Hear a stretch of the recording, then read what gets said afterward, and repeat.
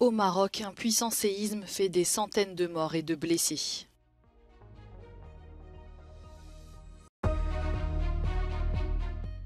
En Grèce et en Espagne, le nombre de victimes liées aux inondations s'est alourdi.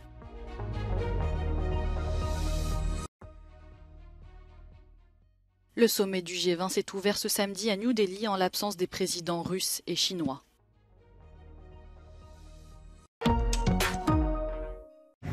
Un puissant séisme a secoué le Maroc dans la nuit de vendredi à samedi. Au moins 820 personnes sont mortes et plus de 600 habitants ont été blessés selon un nouveau bilan.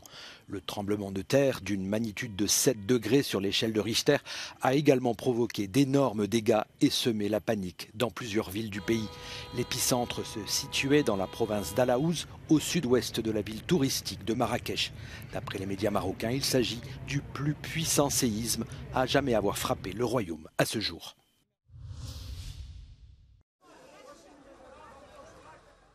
En Grèce, le bilan humain des inondations qui touchent une partie du pays s'est alourdi. 10 personnes sont mortes selon un nouveau bilan des autorités et 4 autres personnes sont toujours portées disparues. D'après les pompiers, plus de 2500 personnes ont été secourues depuis mardi.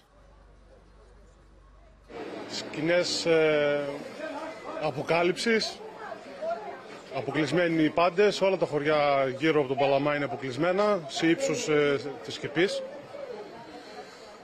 Κραυγές βοήθειας, τεράστιες ζημιές υλικές, πολύ πιθανόν και ζωές χαμένες.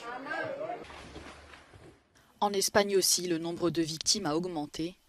Les corps de 2 personnes ont été retrouvés. Ces 2 corps portent à 5 le nombre de victimes confirmées de ces intempéries selon les autorités.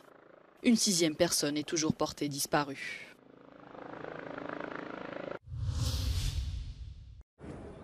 Le sommet du G20 s'est ouvert ce samedi à New Delhi.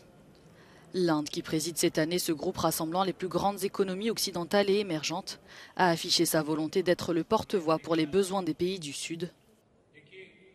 Mais 2 dirigeants de taille manquent à l'appel, les présidents russes Vladimir Poutine et chinois Xi Jinping. La Russie est représentée par son chef de la diplomatie Sergueï Lavrov. La Chine a quant à elle envoyé son premier ministre Li Xiang. La guerre en Ukraine et le réchauffement climatique devraient être au cœur de ces 2 jours de discussion. Ce sommet devrait également envoyer un message à l'Afrique en actant l'octroi d'un siège permanent à l'Union africaine. En l'absence des présidents russes et chinois, l'Américain Joe Biden devrait occuper le devant de la scène.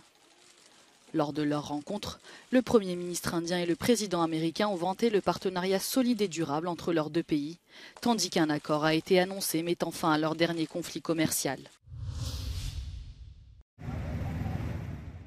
Un puissant séisme a secoué le Maroc dans la nuit de vendredi à samedi.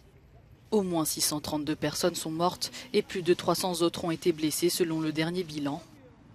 Le tremblement de terre d'une magnitude de 7 degrés sur l'échelle de Richter a également provoqué d'énormes dégâts et semé la panique dans plusieurs villes.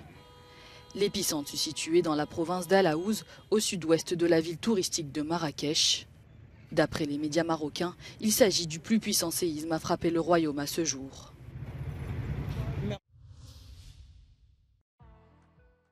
Début rêvé des Bleus pour leur entrée dans la Coupe du Monde.